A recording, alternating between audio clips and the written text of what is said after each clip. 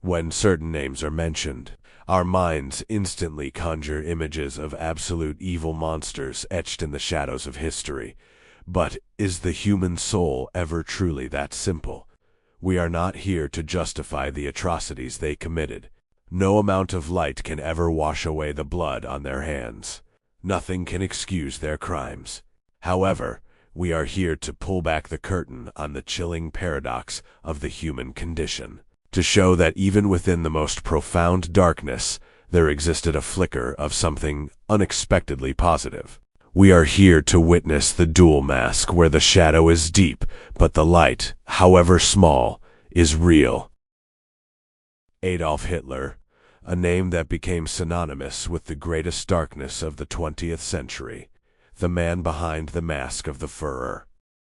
Born in 1889 in the small town of Braunau am Inn, Austria, he was a frustrated artist who wandered the streets of Vienna, carrying a soul shaped by rejection and the bitter aftermath of World War I from the ruins of a fallen empire.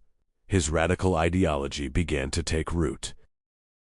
He unleashed a global catastrophe, orchestrating the Holocaust and the deaths of millions.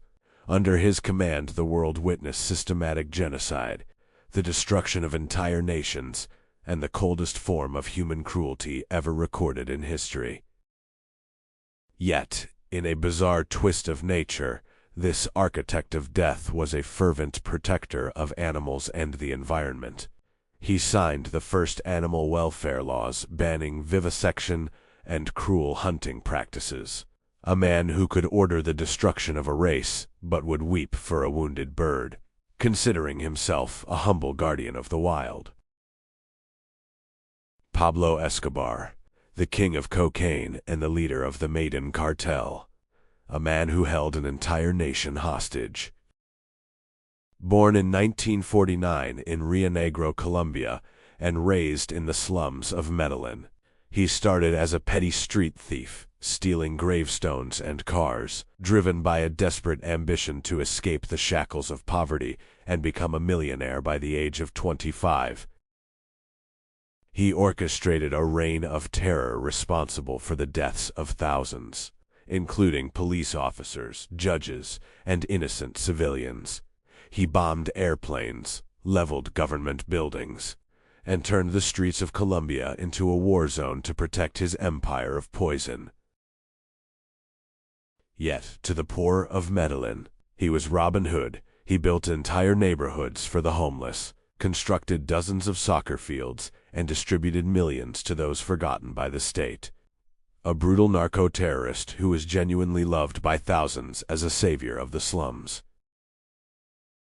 Ted Bundy, the charismatic monster who hid behind a mask of charm and intellect, a man whose handsome face became the ultimate deception in the history of crime. Born in 1946 in Vermont, he grew up in a world of secrets and hidden identities. A brilliant law student with a promising future, he moved through the ivory towers of universities, blending perfectly into a society that never suspected the predator lurking within. Behind the charm lay a savage predator who took the lives of at least 30 young women across several states. He was a master of manipulation, using fake injuries and a gentle voice to lure his victims into a nightmare from which there was no escape. Yet, in a staggering contradiction, this killer once worked at a suicide prevention hotline. He spent countless nights talking people off the ledge, saving lives with the same voice he used to hunt. A savior of strangers by night, while being their greatest threat by day. Genghis Khan, the universal ruler who rose from the harsh steppes to forge the largest contiguous empire in history, a name that shook the foundations of the world. Born as Temujin in 1162, clutching a blood clot in his hand, a prophecy of the warrior he would become. Orphaned and hunted, he survived the brutal Mongolian winter, learning that in a world of betrayal, only strength and absolute loyalty could unite the warring tribes. His path to empire was paved with the ashes of entire civilizations. He wiped cities off the map, executed millions, and used prisoners as human shields. To his enemies, he was the scourge of God, a force of nature that brought nothing but death and total subjugation. Yet beneath the terror, he built a world of unprecedented order. He established the first global postal system, practiced absolute religious tolerance, and abolished torture in his law code. He connected East and West, creating a Pax Mongolica where a woman could carry a gold nugget from one end of the empire to the other without fear.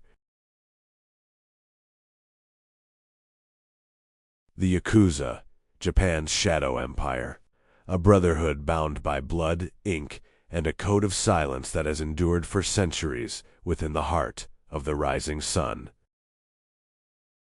Descending from the Burakumin and wandering gamblers of the Edo period, they formed a shadow society for those rejected by the world. Bound by the strict Kukado code, they grew from street peddlers into a sophisticated syndicate, balancing ancient samurai values with modern criminal ambition.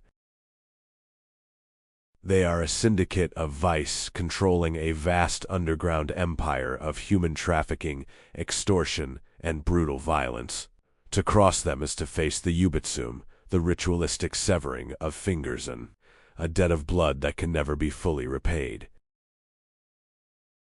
Yet, when the nation crumbles under disaster, the Yakuza are often the first to respond. During the great earthquakes, they opened their offices to refugees and sent truckloads of supplies long before the government reached the ruins. Criminals by law, but the first line of rescue when the earth shook and the world stayed silent.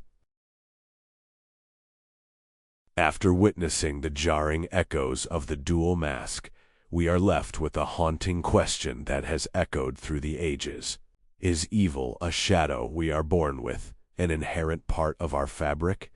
Or is it a stain acquired through the choices we make and the world that shapes us? If a monster can hold a spark of grace and a savior can harbor a seed of destruction, where does the line truly lie?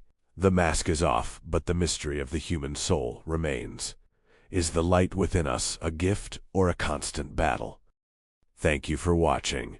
Please support the video by liking and subscribing to our channel.